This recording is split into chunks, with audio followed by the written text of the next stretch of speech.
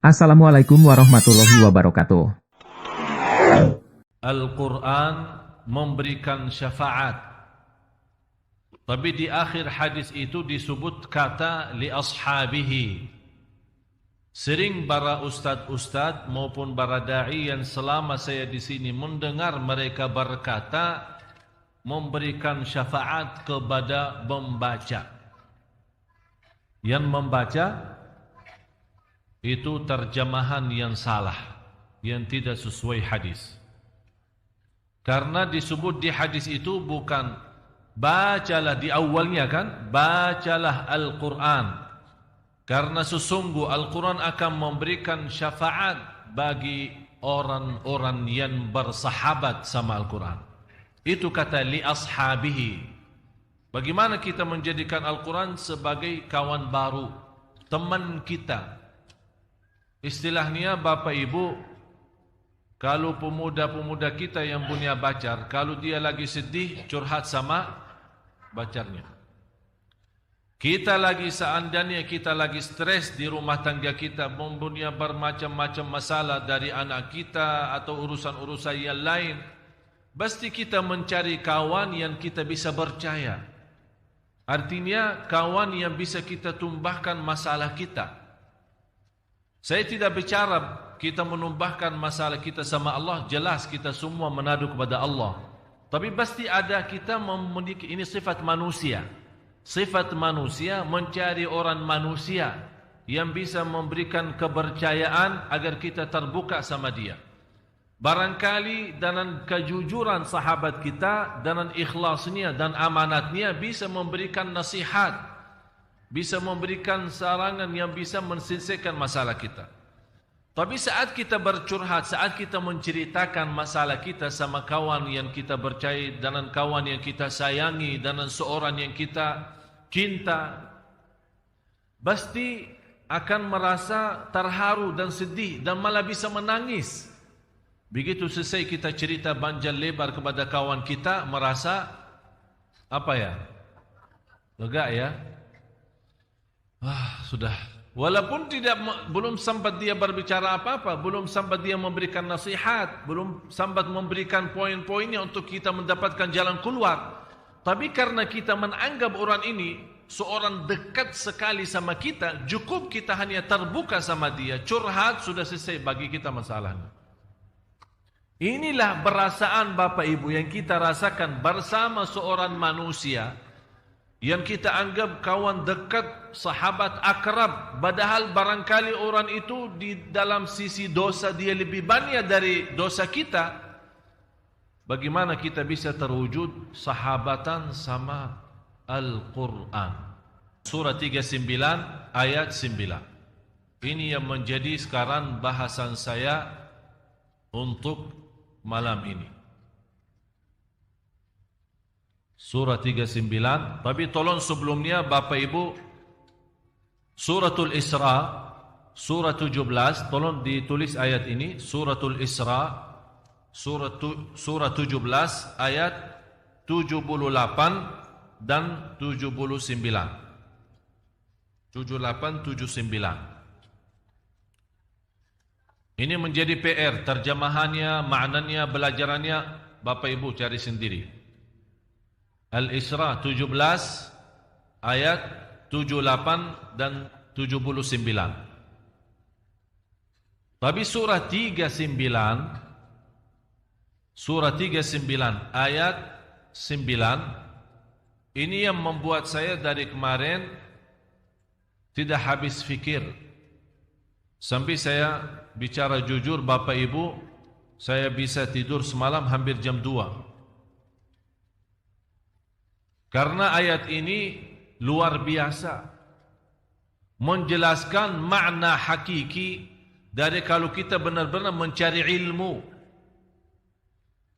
Karena beliau membahas tingkatan ilmu kan, ada ilmu-ilmu yang namanya ilmu pengetahuan, tapi yang paling tinggi ilmu ma'rifah.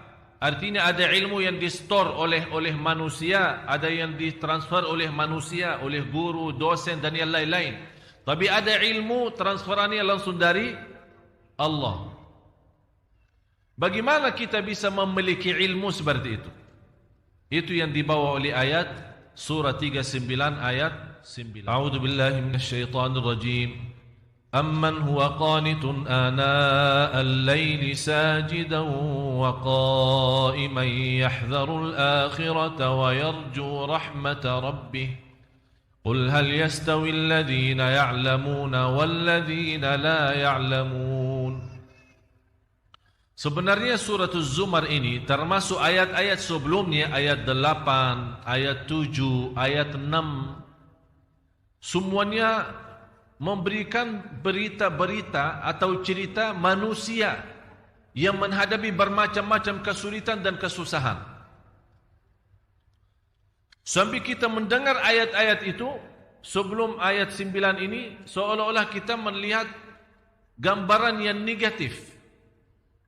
Tapi Allah subhanahu wa ta'ala menutupi berita itu dengan gambaran yang luar biasa positifnya. Artinya kalau kita mau mengatasi negatif ayat-ayat sebelumnya, artinya ayat-ayat yang membuat kita belum begitu faham, atau kehidupan kita yang membuat kita selalu menghadapi permasalahan, kesulitan dan kesusahan, itu ayat yang 9. Amman huwa qanitun ana al-laili sajidan wa qa'im. Mohon terjemahannya Ustaz. Apakah kamu, hai orang musyrik, yang lebih beruntung, ataukah orang yang beribadah di waktu malam dengan sujud dan berdiri, sedang ia takut kepada azab akhirat dan mengharapkan rahmat Tuhannya? Katakanlah, adakah sama orang-orang yang mengetahui dengan orang-orang yang tidak mengetahui? Sesungguhnya orang yang berakallah yang dapat menerima pelajaran. Orang yang berakallah yang mendapatkan belajaran. Orang yang suci yang mendapatkan belajaran. Orang yang berfikir mendapatkan belajaran. Orang yang menhayati yang akan mendapatkan belajaran. Amman huwa qanitun ana al-laili sajidan wa qa'ima. Di sini disebut kata sajidan wa qa'ima. Maaf, ulang lagi. Apakah kamu, hai orang musyrik, yang lebih beruntung, ataukah orang yang beribadah di waktu-waktu malam dengan sujud dan berdiri? Sebentar. Beribadah di waktu malam. Intinya apa? Salat tahajud. Saya mohon Bapak Ibu, kita teliti ya, kita koreksi atau istilahnya kita kupas, kita dalami. Saya mohon perhatiannya. Usahakan Bapak Ibu hadirkan qalbunya, hadirkan fikirannya, bukalah hatinya dan jiwanya, agar insya Allah mutiara-mutiara yang malam ini bisa langsung masuk ke dalam hati kita, langsung masuk dalam jiwa kita, yang insya Allah banyak hal akan bisa berubah hanya dalam satu ayat yang amat mulia bagi saya. Jadi saya mohon sekali lagi perhatiannya.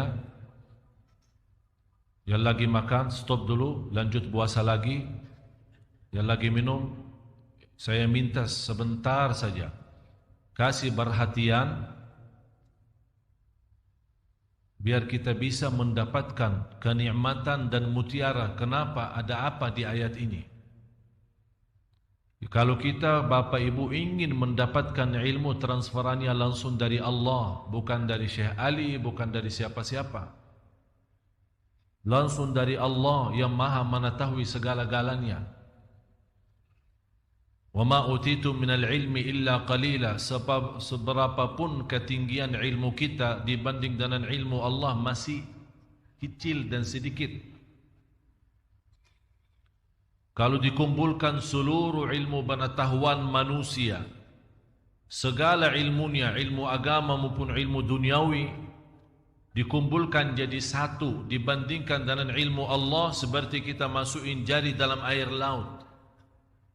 Air laut itulah ilmu Allah, dan jari manusia, ilmu jari-jari manusia itu adalah ilmu seluruh manusia sejak awal makhluk sampai akhir. Berarti tidak ada artinya, belum apa-apa, belum sedikit pun. Oleh karena itu Bapak Ibu, saya harap malam ini dan seterusnya yang ingin mendapatkan ilmu transferannya langsung dari Allah, Di sini rahasia ayat ini. Apakah kamu, hai orang musyrik yang lebih beruntung, ataukah orang yang beribadah di waktu malam dengan sujud dan berdiri, sedang ia takut kepada azab akhirat dan mengharapkan rahmat Tuhannya? Katakanlah, adakah sama orang-orang yang mengetahui dengan orang-orang yang tidak mengetahui? Sesungguhnya orang yang berakalah yang dapat menerima pelajaran. Dengan rahasia ayat ini bisa kita mengisi charger ya, cas. Apa yang dicas? Kalbu dan jiwa. Sekarang seluruh tubuh badan kita sudah cas. Makanan, minuman enak apa biar kita sehat, olahraga, senam dan yang lain-lain. Kita semua sudah diusahakan. Kenapa? Agar nampaknya badan masih walaupun sudah umur usia tua, tapi kita harap dilihat oleh manusia, oh masih top, masih. Kelihatannya pun dari sisi tumbuhnya, dari sisi mukanya, walaupun dia sudah tua, tapi masih menjaga olahraga, senam dan yang lain-lain. Agar apa? Terlihat badannya masih bagus, kesehatannya masih luar biasa. Tapi yang kita memberikan perhatian ini, kesehatan batin, jiwa, kalbu itu bagaimana? Obatnya apa? Tidak ada obat selain ayat ini. Oleh karena itu disebut amman huwa qanitun ana al-laili. Mohon ulang lagi. Apakah kamu, hai orang musyrik yang lebih beruntung, ataukah orang yang beribadah di waktu-waktu malam dengan sujud dan berdiri? Beribadah di waktu malam. Karena di sini istilah beribadah sebenarnya terjemah saya selalu sampaikan, belum ada bahasa yang bisa teliti isi Al-Quran selain bahasa Arab. Jadi tidak usah capek, mutar pusing sana kemari, mutar lagi, balik lagi, tidak akan bisa faham sesuai maksud. Karena di sini orang-orang yang beribadah, tapi kalau di dalam ayat itu tidak ada sebut ibadah kan? Yang disebut apa? Amman huwa qanitun. Qunut, di sini ada istilah qunut. Istilah qanitun beda sama abidun. Abidun itu dikenal sebagai ahli ibadah. Tapi qanitun, dia memiliki sebuah keistimewaan yang luar biasa. Karena istilah qunut, sebagaimana penjelasan Imam Syafi'i, al-qunutu tulul qiyam. Qunut itu lama berdirinya. Dan lama berdiri itu hanya khusus untuk salat tahajud. Kalau Bapak Ibu yang sudah berangkat umrah bulan puasa, dilihat bagaimana bacanya imam. Mohon maaf, sekarang sudah termasuk cepat. Karena sudah dilihat kondisi umat sudah mulai malas, akhirnya dikurangi. Padahal waktu saya masih di sekolah SMP, masih SD SMP, dibawa sama orang tua ke Masjid Nabawi, dalam satu malam imamnya khatam 3 juz. 10 malam akhir khatam Al-Quran 2 kali. Artinya sekarang cuma 1 kali khatam bulan Ramadan kan? Di malam 29. Waktu kita masih sekolah, tarawih punya khataman sendiri setiap malam 1 juz. 10 malam punya khataman sendiri setiap malam 3 juz. Mulai dari hampir kita mulai salat malam jam 1, hampir mendekati subuh.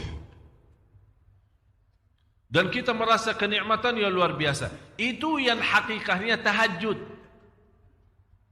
Dan selalu saya minta sama jamaah, cuba salat tahajud, walaupun seminggu sekali, walaupun 2 rakaat, tidak usah banyak-banyak, tapi nikmat.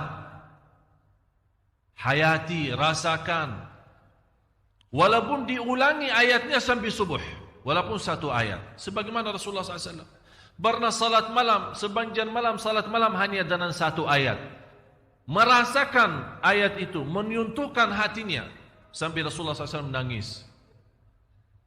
Kata Siti Aisyah, Rasulullah SAW tidak pernah tinggalkan salat malam bagaimanapun keadaannya. Walaupun dia sakit, dia salat malam duduk. Afdalus salati ba'dal faridah qiyamul lail. Salat yang terbaik sesudah fardu qiyamul lail. Dan saya heran, orang punya masalah, bagaimana punya masalah dia masih bisa qiyamul lail? Menurut saya masalah tinggalkan salat malam itu masalah. Tapi selama anda jaga salat malam, wallahi tidak ada masalah. Semuanya bisa beres. Kita hanya duduk. Allah sendiri memuji kita saat malam hari kita tinggalkan tempat yang enak saat tidur. Menjauhkan diri dari suami maupun dari istri. Mengangkat selimutnya.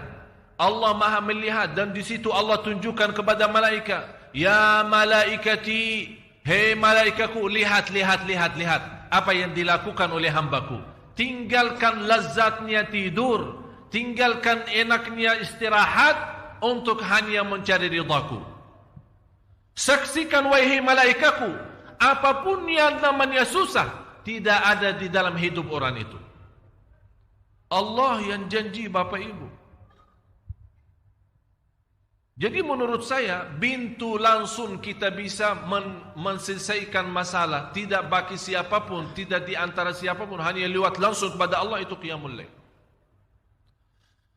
Asahhun nasi abdanan, yang paling sehat tumbuhnya, yang jaga salat malam.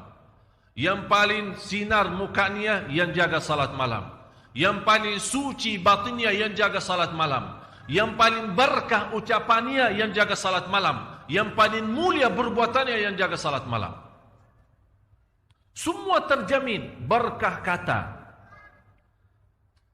baik perbuatannya, suci batinnya.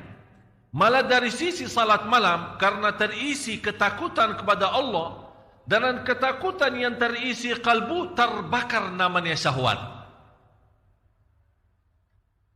Dan isi ketakutan dalam hati kita saat salat malam, karena yang membuat kita salat malam, mungkin ada di sini ayat, amman huwa qanitun ana al-laili sajidan, bersujud dan Ustaz, berdiri. Bersujud dan berdiri. Kenapa disebut di sini sujud dan berdiri? Tahu kenapa Bapak Ibu? Saat bersujud kita tunjukkan rendah hati. Saat bersujud, walaupun namanya muka, kalau kita tunduk kepada selain Allah terasa terhina. Tapi kalau kita bersujud untuk Allah terasa bangga. Saat berdiri terasa lembut hati. Bagaimana terasa lembut hati? Karena saat berdiri diajurkan, saat kita berdiri, kan mata kita kan tambah sujud. Sampai tidak berani mengangkat mata, melihat ke atas. Seolah-olah kita merasa sudah Allah di hadapan kita, malah kita malu. Karena masih muka kita, mata kita, mulut kita masih tercampur banyak dosa dan maksiat, kita malu mengangkat. Ini yang membuat kehadiran kalbu dan fikiran saat itu, merubahkan qiyam itu istimewa. Sampai Allah menikmati saat kita berdiri. Oleh karena itu disebut di ayat ini, amman huwa qanitun ana al-laili sajidan wa qa'ima. Bapak Ibu, kenapa di sini didahulukan kata sajidan, bersujud dan berdiri? Padahal kita tahu sama-sama berdiri kan sebelum sujud kan? Tapi kenapa di sini didahulukan sujud? Aqrabu ma yakunu al-'abdu ila Allah wa huwa sajid, paling dekat posisi hamba kepada Allah saat sujud. Paling dekat posisi kita di hadapan Allah saat Allah mendahulukan sujud daripada berdiri, padahal kita tahu berdiri duluan. Allah menanamkan rasa rindu kepada sujud. Oleh karena itu tertanam kita berdiri lama, nikmati bacaan. Seperti dari bacaan Al-Fatihah dan ayat-ayat yang lain, kita terasa lagi memuji Allah, membaca kalamullah, mengagungkan dan membesarkan Allah lewat bacaan Al-Quran. Dan terasa, ya Allah, saya sudah lama dan banjan berdiri untuk memujimu.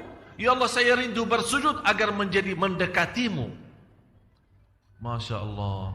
Jadi posisi berdiri dan sujud itu ada ikatan yang luar biasa. Oleh karena itu di rahasia ayat ini dibawakan kata sujudan, sajidan, wa qa'imah. Yang lebih indah lagi Bapak Ibu, dibawa kata sajidan, bukan sujudan. Kenapa sajidan? Itu merubahkan orang ini sangat membutuhkan kedekatan kepada Allah.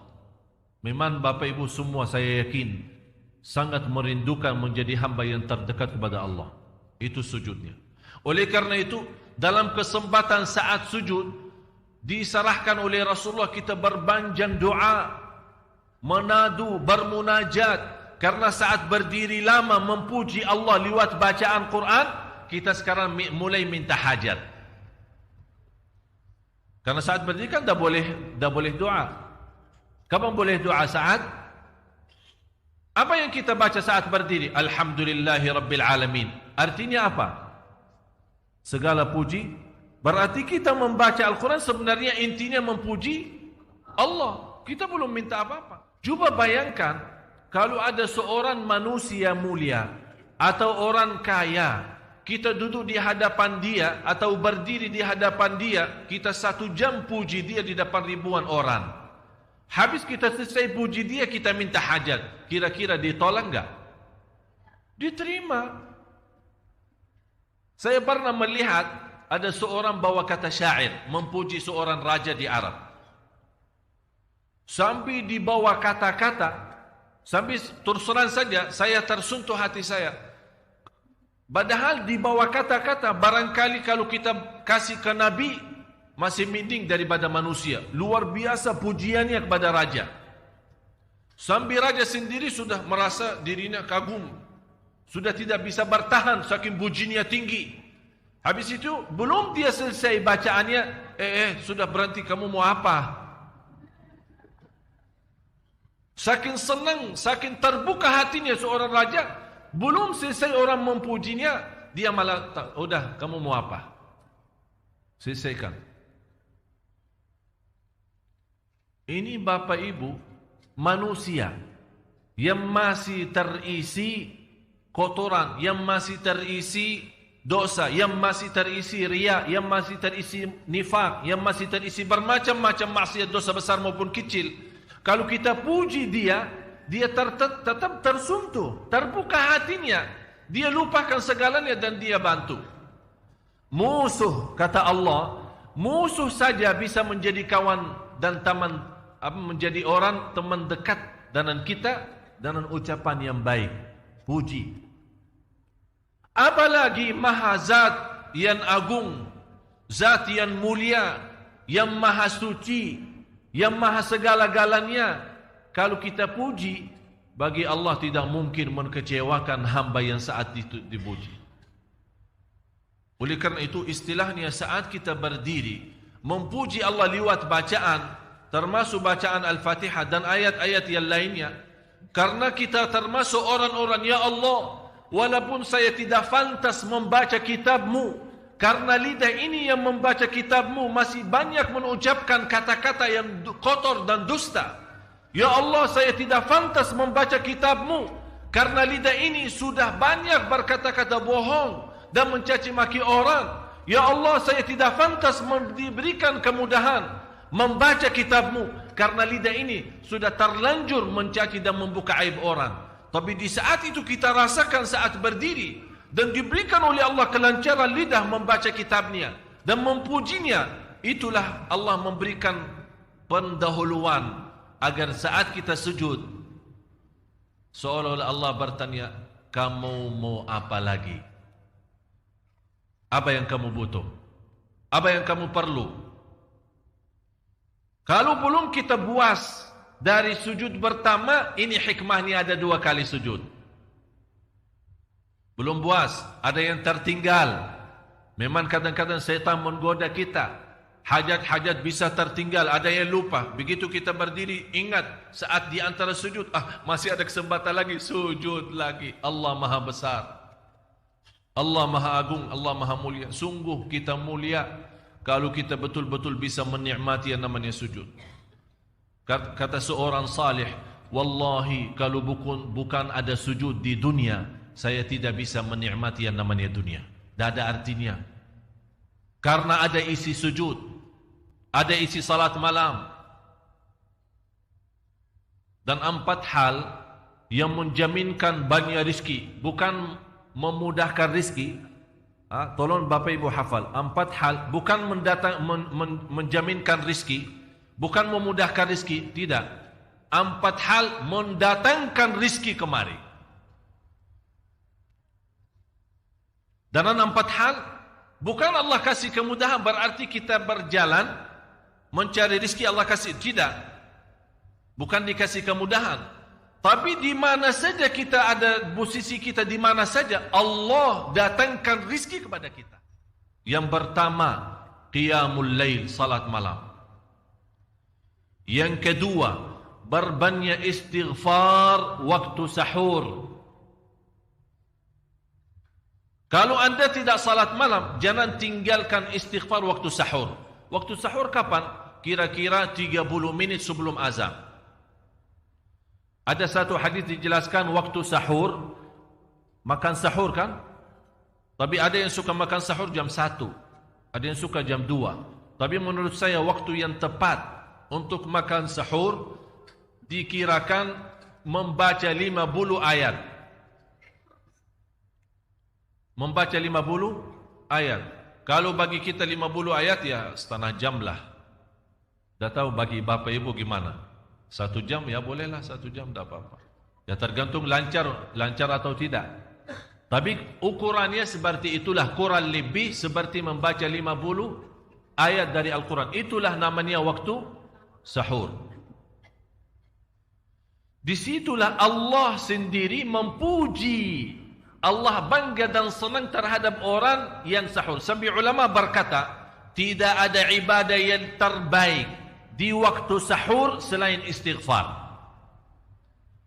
Jadi boleh baca Quran, boleh salat malam, boleh zikir, boleh apapun, tapi yang terbaik istighfar. Jadi tinggalkan segalanya, tinggalkan Quran, tinggalkan salat malam, tinggalkan baca Quran, tinggalkan zikir. Fokus hanya istighfar. Astaghfirullah wa atubu ilaih. Termasuk istighfar Allahumma anta rabbi la ilaha illa ant, yang Bapak Ibu tahu sayyidul istighfar, yang terutama, yang paling luar biasa. Allahumma anta rabbi la ilaha illa anta khalaqtani wa ana abduka wa ana ala ahdika wa wa'dika mastata'at a'udzu bika min syarri ma sana'at abu'u laka bi ni'matika alayya wa abu'u bi dhanbi faghfirli fa innahu la yaghfiru dzunuba. Ya Allah, kalau kita fahami doa ini luar biasa. Oleh karena itu kata Rasulullah, barang siapa yang membaca sayyidul istighfar, kemudian di malam hari dengan keyakinan dia meninggal habis baca istighfar, masuk surga. Masuk surga. Berarti ini salah satu doa yang menjaminkan dengan mudah masuk surga. Jadi 4 hal yang mendatangkan rizki, bukan kita mencarinya, dia yang datang kemari. Apalagi saat mencari lebih mudah. Qiyamul lail, salat malam. Tapi dalam bahasa, mohon maaf Bapak Ibu, dalam bahasa Arab disebut qiyamul lail. Bukan salat, tapi kalau diterjemahkan dalam bahasa kita salat. Tapi kenapa di situ qiyamul lail? Diberikan qiyamul lail, qiyam artinya berdiri. Berarti lama. Saking lama berdiri dikaitkan jadi qiyamul lail. Qumil laila ya ayyuhal muzammil. Apa terus? Qumil lail, berdirilah saat malam. Berdirilah, bukan salatlah malam, tidak. Berdirilah malam hari. Itu dahsyatnya di situ berdiri. Yang kedua, berbanyak istighfar. Yang ketiga, berbanyak sedekah.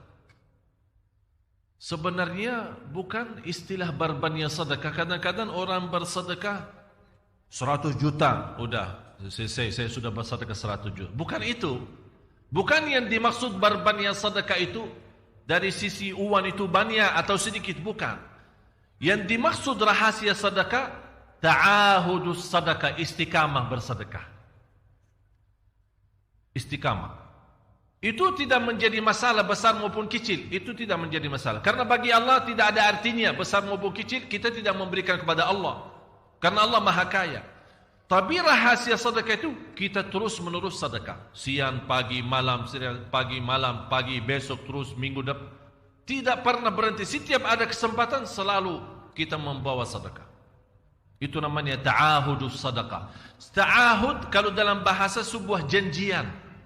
Seolah-olah kita ada kontrak kerjasama antara diri dan apa? Dan sedekah. Itu kata ta'ahud, ahad, berjanjian. Saya berjanji. Seolah-olah ada berjanjian antara kita dalam sedekah. Jadi tidak boleh terlepas dari berjanjian. Seolah-olah kita menghormati berjanjian. Bagaimana menghormati? Kita terus kerjasama. Kita beri, Allah ganti berkah sedekah. Kita beri lagi, Allah ganti masih terus. Kita beri, masih Allah terus ganti. Itulah dahsyatnya sedekah. Jadi Bapak Ibu, jangan nunggu hari tertentu, bulan tertentu, malam tertentu kita bersedekah. Jangan. Setiap kita merasa ada berita baik, ada berita maupun ada berita buruk yang menyakiti perasaan kita, di rumah tangga kita, anak kita, suami kita, istri kita, apapun, langsung segera sedekah. Disitulah rahasianya. Ikatkan seolah-olah kita sudah membuat perjanjian antara diri dan sedekah. Dalam segala hal, hal senang maupun hal tidak, hal bahagia maupun hal sedih, hal bangga maupun hal lagi menghadapi kesusahan, kesulitan, selalu sehat dan sakit. Terus yang keempat, zikir, berzikir pagi hari dan sore hari. Berzikir pagi hari dan sore hari. Ini 4 hal Bapak Ibu. Berdiri malam hari, itu yang namanya tahajud, banjanya atau lamanya berdiri. Berbanyak istighfar waktu sahur. Yang ketiga, berbanyak sedekah. Sudah Bapak Ibu mengerti? Jadi istilah berbanyak sedekah bukan artinya harus banyak dari jumlah hitungannya, tidak. Yang keempat adalah berzikir di pagi hari maupun petang hari. Amman huwa qanitun ana al-laili sajidan wa qa'ima. Sajidan wa qa'ima. Jadi Bapak Ibu, saat kita berdiri lama, walaupun baca satu ayat, diulangi berkali-kali. Walaupun baca surah pendek, tapi diulangi berkali-kali, tidak menjadi masalah. Bapak Ibu hanya hafal qulhu. Qulhu dibaca 3 kali, pahalanya seperti baca Al-Quran, 30 juz. Ada seorang salih mengajak kawannya, sudah mendekati subuh. Ayo bangun, salat malam, dan baca sepertiga Al-Quran. Langsung orang itu menjawab, bagaimana saya baca? Sebentar lagi mau azan. Bacalah Qul huwallahu ahad. Salat malam dan Qul huwallahu ahad. Jadi Bapak Ibu, yang saya harap, jangan susah fikir, ya Allah saya mau baca apaan? Tidak usah susah fikir. Baca dan nikmati, yang penting nikmati bacaan. Walaupun Qul huwallahu ahad setiap hari. Kalau kita pusing baca, Allah tidak akan pusing mendengar. Malah Allah paling senang mendengar bisikan bacaan dan bisikan doa kita malam hari. Allah paling senang mendengar bisikan doa munajat kita malam hari. Itu luar biasa. Terus lanjut. Sedang ia takut kepada azab akhirat dan mengharapkan rahmat Tuhan. Ini Bapak Ibu. Takut dan mengharap rahmat. Inti daripada salat malam. Inilah rahasia kalau Bapak Ibu mau mendapatkan transferan ilmu dari Allah. Yahdharul akhirah, takut kepada Allah dan takut hari akhirat. Takut aib kita ditahu oleh miliaran manusia. Takut dosa kita ditahu oleh miliaran manusia. Malu terbuka buku amal kita dilihat oleh miliaran manusia. Itu semuanya di hari akhirat. Jadi membuat kita jaga salat malam ketakutan kita kepada hari akhirat. Karena di hari akhirat itu apapun yang kita sudah sembunyikan nanti tidak ada istilah sembunyi. Semuanya terbuka. Di hadapan Allah, di hadapan malaikat dan di hadapan seluruh makhluk. Yahdharul akhirah.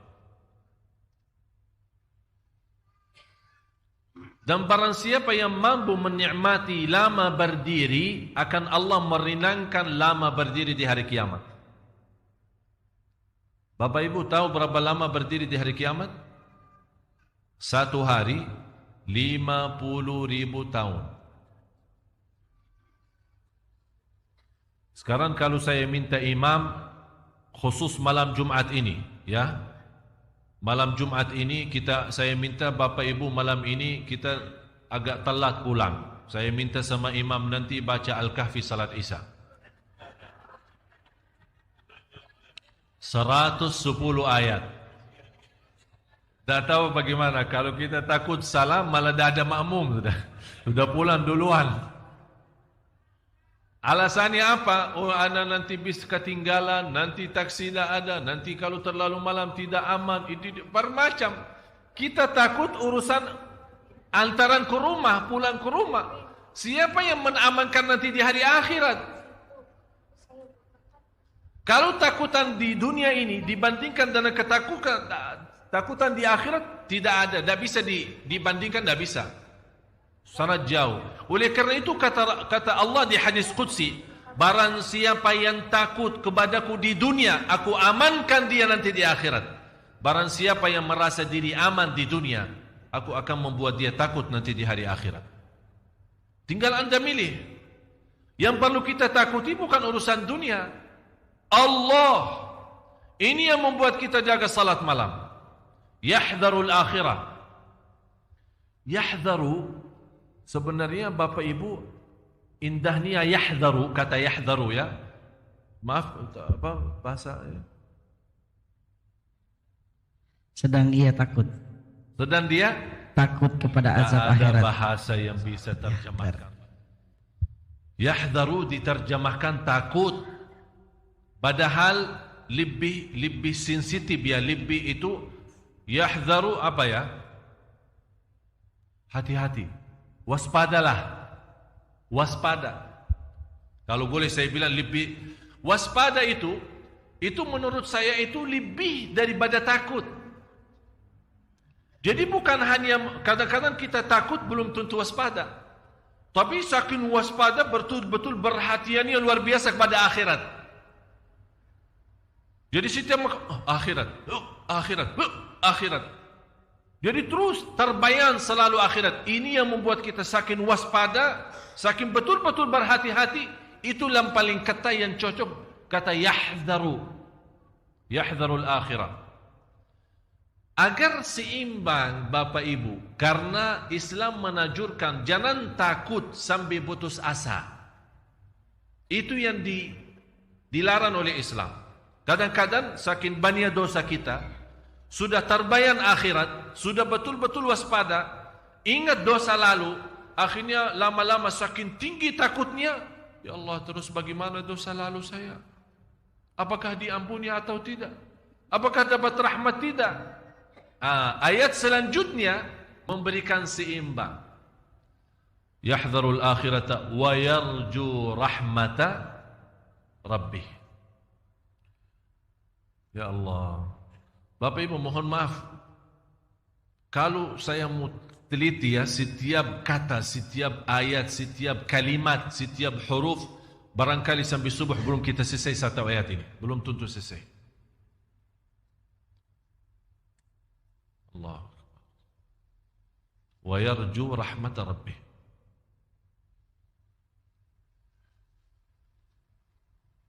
Yarju beda artinya sama raja. Yarju beda artinya sama raja. Raja sudah berharap, sudah lalu. Dia punya harapan rahmat Allah, ampuni dah, sudah lalu.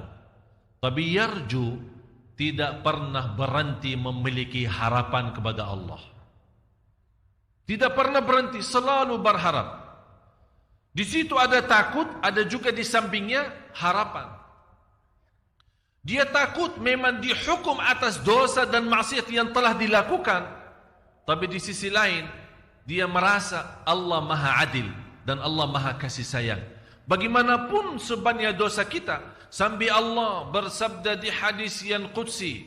Allah berfirman di hadis yang qudsi, "Ya ibna Adam, hei anak Adam, kalau engkau membawa dosa sepenuh bumi, coba bayangkan, kalau menurut saya kumpulkan dosa semua jamaah Sunda Kelapa belum sampai sepenuh bumi. Belum tentu sampai sepenuh.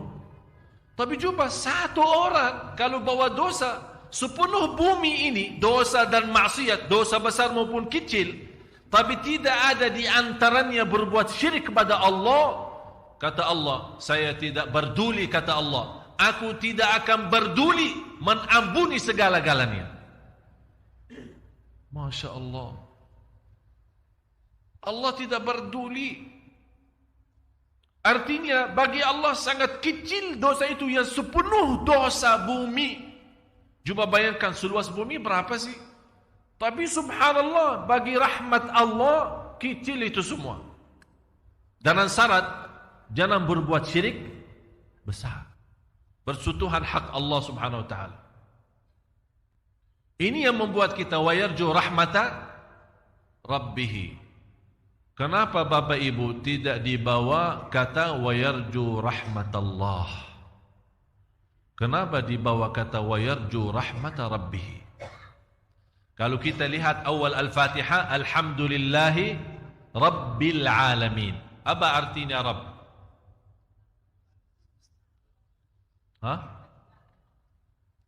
Menjaga. Kata Rabb itu apa artinya?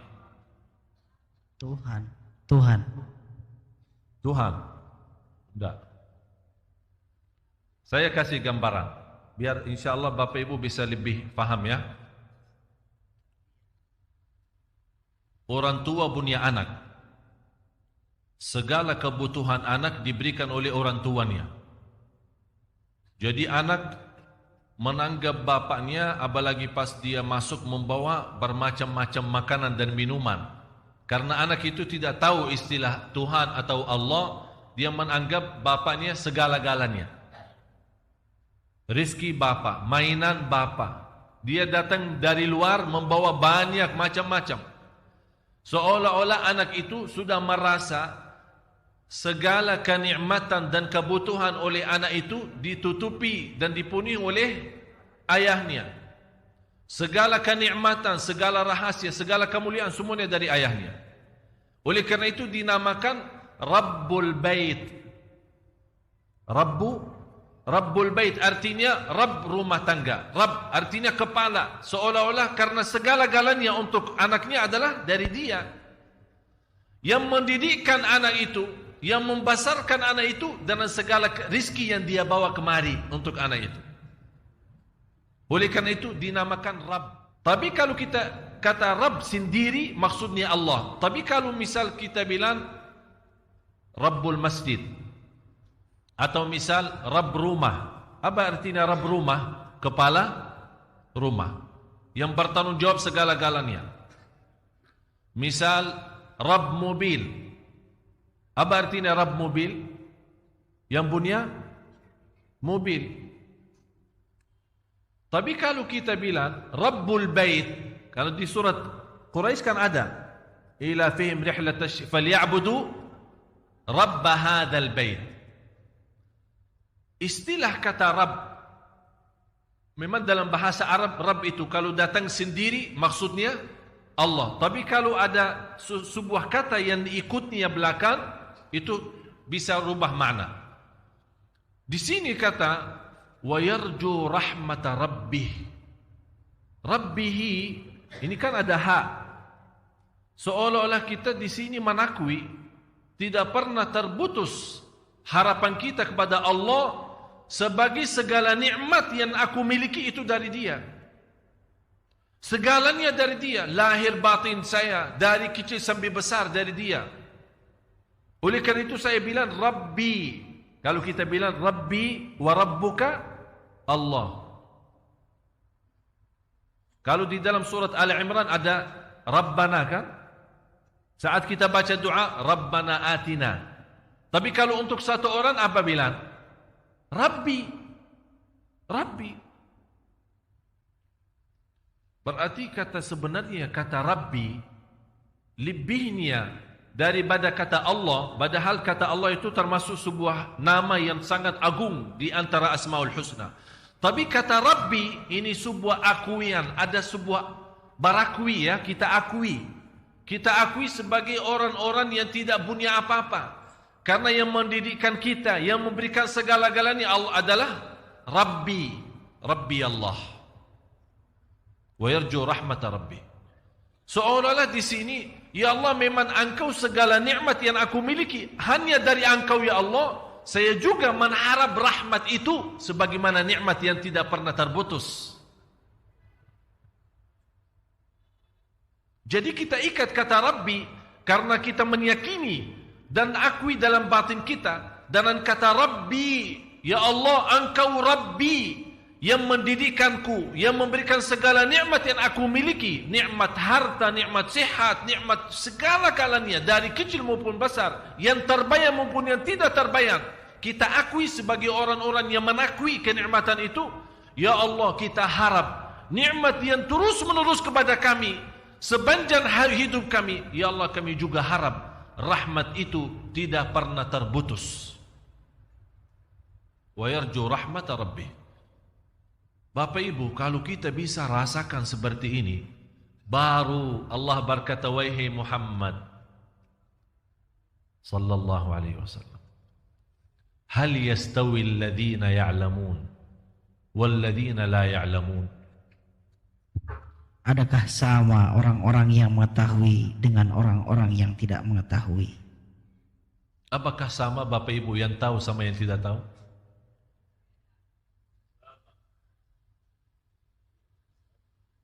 Manusia terhadap ilmu 4. Manusia terhadap ilmu 4 golongan, 4 kelompok. Yang pertama, dia tahu dirinya belum tahu.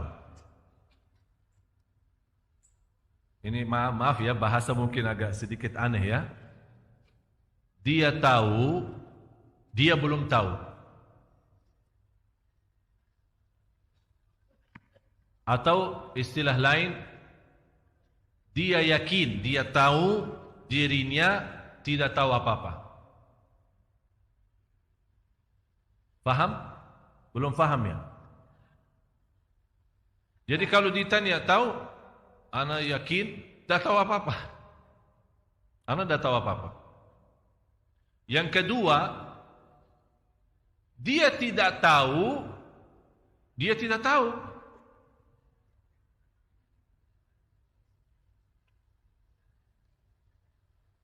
Ini juga menjadi masalah.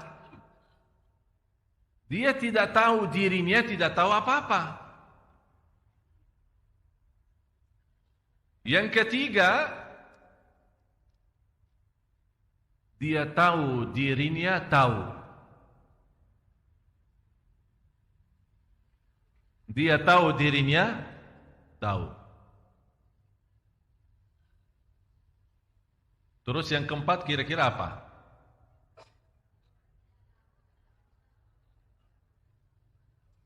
Dia tahu, tidak tahu. Sekarang kira-kira kita dari yang mana? Apakah tahu diri tidak tahu? Apakah tidak tahu diri tidak tahu? Ini musibah ini. Sama sekali, malah dirinya tidak tahu posisinya apa. Di mana Allah taruhnya, Anda tidak tahu. Ditanya dari mana? Saya tidak tahu dari mana dan kemana dan apapun bagaimana. Saya tidak tahu dari mana dan kemana dan bagaimanapun bagaimana. Mudah. Itu na'udzubillah, seperti ini binatang lebih berguna.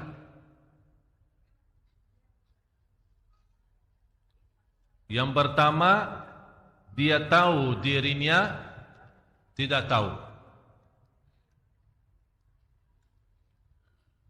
Yang kedua, dia tahu dirinya, dia tidak tahu dirinya tidak.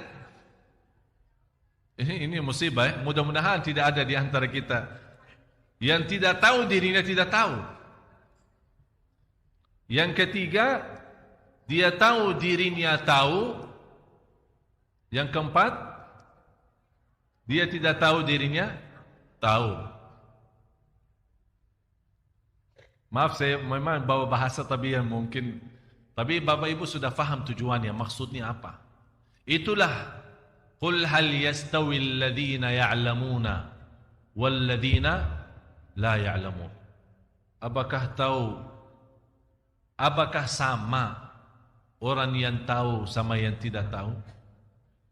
Berarti yang tahu dua golongan, yang tidak tahu juga. Yang tahu dirinya tidak tahu, ada yang tahu dirinya sudah tahu. Ada yang tidak tahu dirinya tidak tahu, ada yang tidak tahu dirinya tahu. Menjadi tahu aja. Mau makanan tahu ya. Jadi makanan tahu dan tempe. Qul hal yastawi alladhina ya'lamuna wal ladhina la ya'lamun. Sebelum ditutupi ayat ini, Allah berkata apa? Ustaz. Innama yatadzakkaru ulul albab. Sesungguhnya orang yang berakalah yang dapat menerima pelajaran. Mudah-mudahan Bapak Ibu di hari ini diberikan oleh Allah kecerdasan fikiran, bisa memahami ayat ini.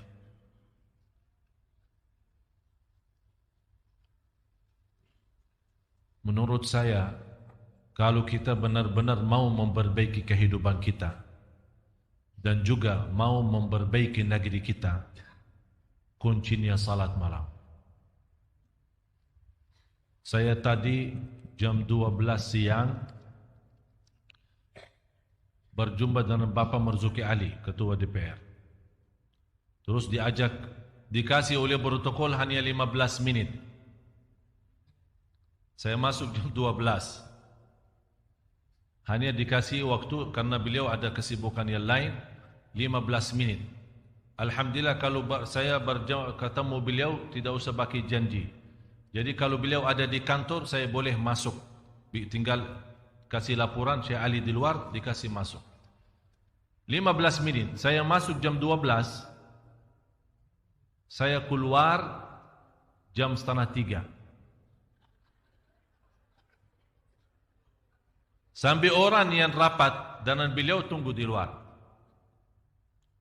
Setiap sebentar lagi sekretarisnya masuk, bentar. Saya bicara banyak, tapi luar biasa beliau sangat terharu. Saya bilang, hal yastawi alladhina ya'lamuna wal ladhina. Saya bilang, Pak, tolong kasih saya kesempatan sekali-kali. Saya berikan ceramah ke orang anggota DPR semua.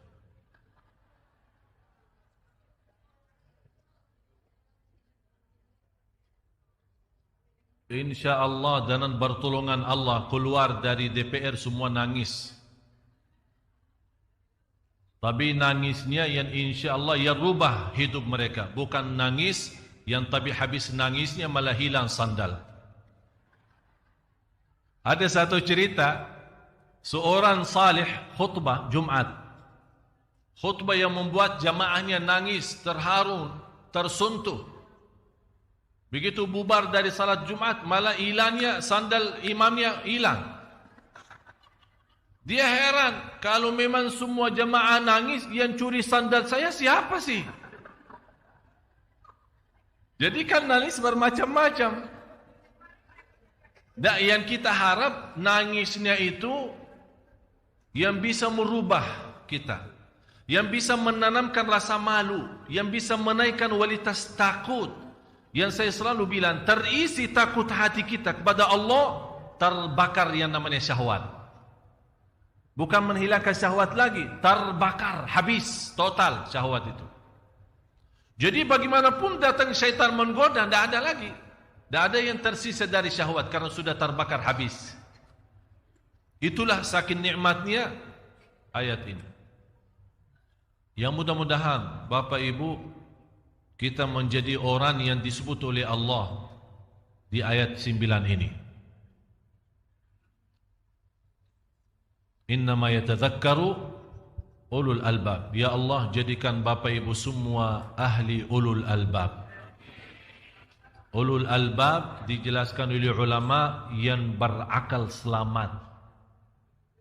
Akal selamat artinya bukan orang stres, bukan. Akal selamat artinya memiliki kecerdasan yang bisa memahami tujuan daripada ayat. Oleh karena itu Bapak Ibu, saya harap saat anda nanti malam, salat malam, apalagi malam Jumat, saya minta semua jamaah, mulai malam ini kita bikin sistem baru salat malam. Mudah-mudahan karena malam ini malam Jumat dan malam berkah, kita harap mulai malam ini Allah rubah segala-galanya ke depan. Hajat dunia, hajat akhirat, urusan rumah tangga, urusan usaha, urusan rizki, urusan kesehatan kita, segala-galanya Allah uruskan. Jadi kita benar-benar kita buka jubah. Saya yakin kalau Bapak Ibu masuk, apalagi malam Jumat, malam yang penuh barakat dan rahmat, di waktu sahur sebelum subuh, kira-kira 1 jam atau setengah jam saja, tidak usah lama. 2 rakaat, tapi dengan nikmat, dengan enak, senang, rasakan. Terasa kita berdiri di hadapan Allah dengan rindah hati, dengan tawadhu, lembut, dan merasa merindukan segera sujud. Karena habis lama berdiri, saya yakin akan Bapak Ibu malam besoknya, walaupun capek, walaupun nantuk, walaupun mau tidur, Allah kasih energi untuk kita bangun salat malam lagi. Karena kita sudah terasa indahnya, sudah terasa kenikmatannya. Wallahi kalau bukan salat malam, tidak ada lezat di dunia, tidak ada istilah nikmat di dunia. Kata ulama, ada surga Allah di dunia. Barang siapa yang masuk surga Allah di dunia, pasti masuk surga Allah di akhirat. Salat malam surga Allah di dunia. Salat malam. Siap?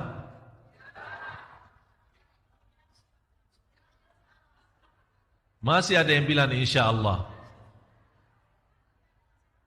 Fa'idha azamta, azam baru tawakal. Siap insyaAllah. Kita tunjukkan, saya harap Bapak Ibu, kita tunjukkan kepada Allah jujur niat kita. Walaupun dari sekarang kita nawaitu. Tunjukkan Allah, karena sekarang melihat bukan ucapan kita, bukan apa yang Bapak Ibu dengar, tapi Allah sekarang saat ini melihat apa isi hati Bapak Ibu. Isinya apa? Kita Allah melihat isi hati saya akan tunjukkan Allah. Seolah-olah kita berkata dari dalam hati saya, ya Allah, lihat saja nanti. Lihat saja nanti bagaimana. Maksudnya apa? Lihatlah nanti saja. Kita tunjukkan. Sebagaimana kita tunjukkan ya Allah, kalau engkau memang mau melihat, nanti saya tunjukkan malam hari. Lihat segala-galanya dari aku. Ikhlas, khusyuk, dan luar biasa keistimewaan. Disitulah Bapak Ibu, wallahi saya yakin, begitu anda salat subuh dan buka hari baru, sungguh akan menjadi berbeda dalam segala perasaan kita. Mau coba? Nanti malam. Lapangannya nanti malam. Disitulah kita tunjukkan kepada Allah. Mudah-mudahan dengan kejujuran Bapak Ibu, dengan keikhlasannya Bapak Ibu, Allah buka hati kita semua. Diberikan kecerdasan pikiran agar kita bisa menikmati dan memfikirkan. Saya mohon, sebelum kita bubar acara ini, saya mohon semuanya malam ini memberikan sedekah agar bisa dipimpin oleh Allah nanti malam untuk salat malam. Semuanya. Kalau ada kota amal silahkan isi. Kalau tidak ada kota amal, bagaimana tolong diaturkan panitia-panitia masjid. Saya minta semua, berapapun sedekahnya, kecil atau besar silahkan. Tapi dengan niat, ya Allah saya mohon diberikan kepada saya kekuatan untuk nanti malam agar saya tunjukkan yang terbaik. Saya akan tunjukkan diriku apa dan siapa. kepadamu ya Allah. Mudah-mudahan dalam sedekah berkahnya malam ini, apalagi malam Jumat, akan Allah tunjukkan dahsyatnya dan keindahannya salat malam. Disitulah kehidupan kita insya-Allah ke depan menjadi istimewa dan berkah. Amin ya rabbal alamin. Mohon panitia tolong, mana panitia masjidnya? Tolong dibantu. Mau bagi sarung saya, bagi bagi sarung saya.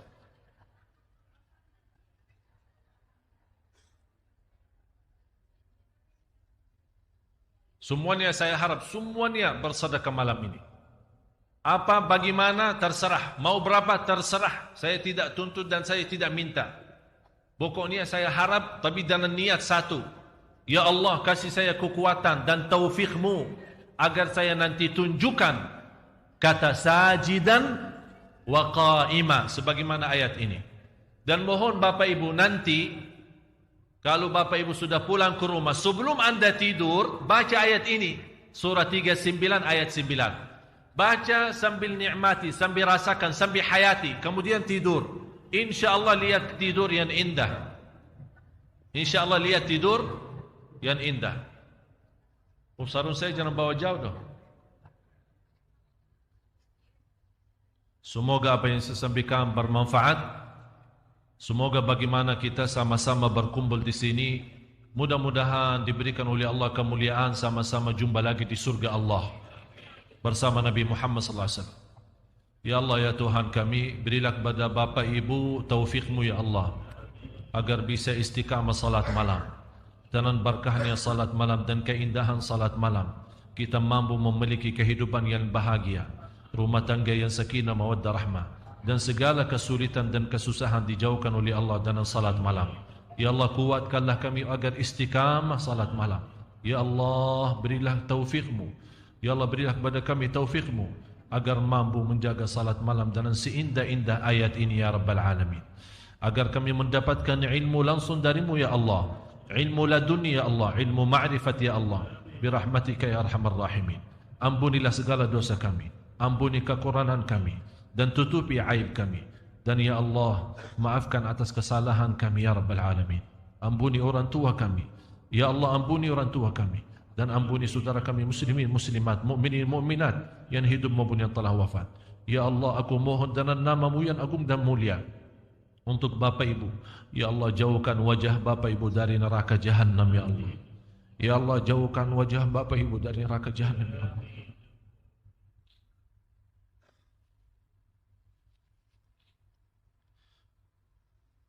Ya Allah.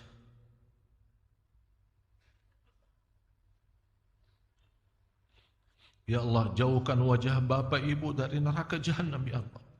Keturunannya, anaknya, cucunya ya Allah, jauhkan dari neraka Jahannam ya Allah. Bukalah hati Bapak Ibu semua ya Allah, agar menjadi hamba-Mu yang salih-salihah. Bukalah hati suami Bapak Ibu ya Allah, suami ibu-ibu dan istri ini ya Allah. Ya Allah, bukalah hati kami semua ya Allah, yang punya hajat lahir dan hajat batin, hajat dunia maupun hajat akhirat. Tidak ada yang keluar dari masjid ini di malam ini yang penuh barakah sampai dipenuhi oleh Allah segala hajatnya, hajat dunia maupun hajat akhirat. Ya Rabbal Alamin. Rabbana atina fid dunya hasanah wa fil akhirati hasanah wa qina adzaban nar. Wa sallallahu ala sayyidina wa nabiyina Muhammad wa ala alihi wa sahbihi wasallam. Walhamdulillahi rabbil alamin. Semoga bermanfaat yang sudah subscribe. Semoga diberikan kesehatan dan keberkahan. Wassalamualaikum warahmatullahi wabarakatuh.